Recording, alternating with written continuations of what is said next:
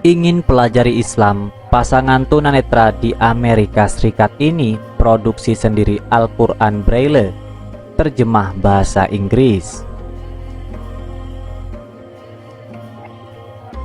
Al-Quran tidak hanya diterjemahkan ke berbagai bahasa di dunia demi menjangkau dan memenuhi kebutuhan muslim, khususnya penyandang tunanetra.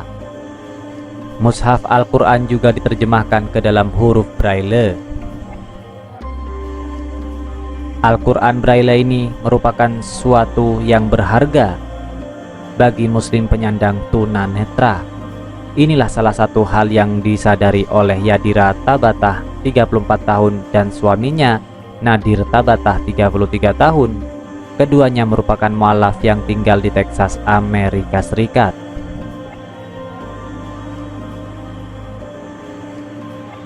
Yadira memutuskan memeluk Islam 13 tahun lalu, namun dia terkendala untuk mempelajari Islam. Ibu dengan 4 anak itu mengalami kebutaan sejak lahir. Saat Tabatah dan Nadir yang juga mengalami kebutaan pada sebagian penglihatannya mencoba mencari sumber kitab suci yang bisa dibaca dalam bahasa Inggris, mereka tak bisa mendapatkannya. Hingga akhirnya pada 2017 pasangan suami istri yang tinggal di Fort Worth, Texas itu melakukan terobosan. Keduanya menghabiskan 8 bulan untuk menerjemahkan Al-Quran dalam karakter huruf Braille. Mereka menggunakan situs penggalangan dana donasi untuk membuat Al-Quran Braille. Mereka pun mulai memproduksi Al-Quran terjemahan Braille itu secara langsung di rumah. Dalam 3 tahun terakhir, melalui nirlaba Islam dengan sentuhan yang dibuat keduanya, pasangan suami istri itu berhasil mendonasikan lebih dari 150 Al-Quran Braille ke masjid-masjid yang ada di Amerika Serikat. Al-Quran tersebut pun bisa dibagikan untuk muslim yang memiliki keterbatasan dalam penglihatan. Selain itu, mereka juga membagikan secara langsung kepada individu yang mengalami keterbatasan penglihatan. Tidak hanya itu, keduanya juga meluncurkan aplikasi untuk membantu muslim tunanetra belajar tentang agama. Ingin tahu soal Islam, ubah hidup dokter gigi ini jadi muslim.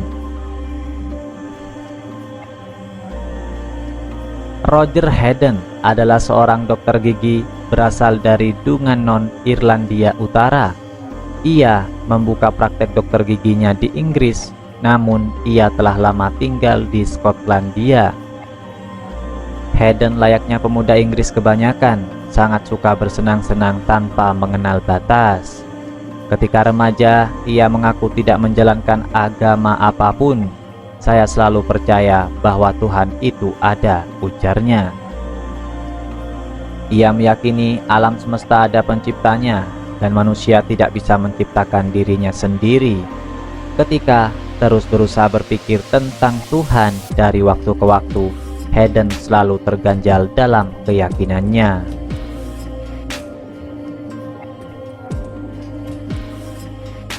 Ketika melanjutkan studi ke jenjang universitas, ia bertemu banyak muslim. Pada saat itu, ia dan teman-teman muslimnya terus bergulat dalam diskusi yang membahas tentang keyakinan. Hayden sangat menikmati diskusi-diskusi tersebut. Seiring dengan berjalannya waktu, Hayden ingin bersikeras memperdalam keagamaannya dan keyakinan Kristennya. Hayden kemudian berbicara dengan teman-temannya di universitas. Beberapa mereka beragama Sikh, Katolik, ateis, dan beberapa juga ada yang Muslim. Keingintahuan telah merubah hidup Hayden sepenuhnya, dan ia menemukan jawaban dari sahabat Muslimnya. Dalam Islam, diperintahkan menyembah satu Tuhan yang tidak memiliki mitra atau partner dengannya. Saya sangat tertarik dengan konsep ini, kata Hayden. Ia menemukan bahwa muslim percaya Tuhan mengirim pesan kepada umat manusia melalui para nabi yang berbeda sejak Adam manusia pertama. Dan semua nabi itu hanya percaya pada satu Tuhan, Allah Subhanahu wa Ta'ala. Dan Muslim juga percaya bahwa akan ada hari perhitungan di akhir dunia nanti, ketika semua orang akan dibangkitkan dan dihakimi. Saya menyadari bahwa inilah yang saya percaya, kata dia. Hayden kemudian mendiskusikan hal-hal tersebut dengan kedua orang tuanya, namun mereka tidak terlalu terkesan. Beberapa bulan memperoleh karunia dan hidayah Allah, Hayden memantapkan hati untuk menjadi seorang Muslim. Ia pun memutuskan memeluk Islam. Ia meyakini keputusannya ini adalah langkah yang tepat. Alhamdulillah, terima kasih ya Allah, ujarnya. Hayden kini mencoba menjadi Muslim sejati dan berusaha membantu orang lain. Hari-harinya diisi dengan ibadah, sholat 5 waktu dan tadarus membaca Al-Quran. Teman-teman Hayden di universitas sempat terkejut dengan perubahannya, terutama sejawatnya di kedokteran gigi. Orang tua Hayden pun marah besar. Mereka percaya sang anak sudah dicuci otaknya. Ia ingat ketika pertama kali memberitahu orang tuanya bahwa ia memilih menjadi seorang Muslim. Mereka tidak terlalu terkesan. Kedua orang tuanya mengatakan langkah Hayden itu adalah tindakan yang dibenci agama. Namun itu tidak menyurutkan langkah sang dokter gigi untuk menjadi pengikut Rasulullah. Beberapa bulan kemudian, ia memutuskan bersyahadat. Walaupun sejak masuk universitas Hayden selalu berjauhan dengan orang tuanya, tetapi ia terus mencoba untuk mengunjungi mereka. Kini ia merasa berhubungan dengan orang tuanya telah membaik, sebab berlaku baik kepada mereka atau orang tua adalah perintah Allah di dalam Al-Quran. Saat ini kami bekerja sebagai dokter gigi di Inggris dan telah menikah dengan seorang wanita muslimah setahun yang lalu, dan berkat karunia Allah kami dianugerahi seorang anak bernama Ismail, tuturnya. Ingin mencari kesalahan Al-Quran, Jamilah justru masuk Islam. Suatu hari, Jamilah masuk ke sebuah toko buku dan menemukan Al-Quran di toko buku itu. Jamilah tertarik untuk membelinya karena ia ingin mencari kelemahan dalam Al-Quran.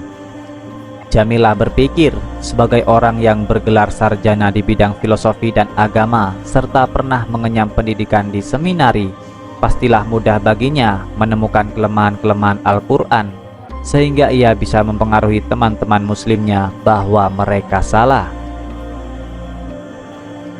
Saya baca Al-Quran dan mencari kesalahan serta ketidakkonsistenan dalam Al-Quran, tapi saya sama sekali tidak menemukannya. Saya malah terkesan saat membaca surat Al-An'am ayat 73. Untuk pertama kalinya saya ingin mengetahui lebih banyak tentang Islam, ujar Jamilah. Jamilah memutuskan untuk kembali ke universitasnya dulu dan mengambil gelar master di bidang filosofi dan agama. Pada saat yang sama, selain mengunjungi kebaktian di gereja, Jamilah juga datang ke masjid pada saat salat Jumat. Saat itu Jamilah mengaku belum siap menjadi seorang muslim. Masih banyak ganjalan pertanyaan memenuhi kepalanya. Namun Jamilah tetap melanjutkan pencariannya tentang agama. Ia banyak mendapatkan penjelasan dari teman-temannya di universitas yang muslim tentang berbagai keyakinan dalam Kristen yang selama ini diketahui. Selain mempelajari Islam, Jamilah juga mempelajari agama Buddha. Saya cuma ingin menemukan kebenaran, kata Jamilah.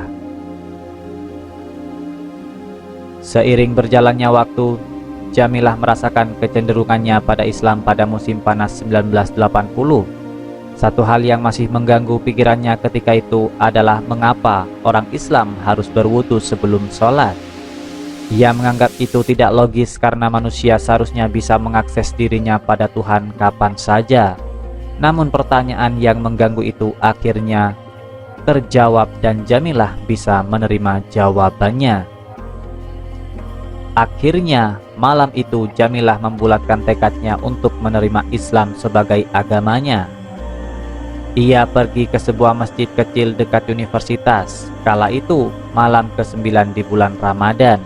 Jamilah mengucapkan 2 kalimat syahadat disaksikan oleh sejumlah pengunjung masjid. Butuh beberapa hari untuk beradaptasi, tapi saya merasakan kedamaian. Saya sudah melakukan pencarian begitu lama dan sekarang saya merasa menemukan tempat yang damai, tukas Jamilah.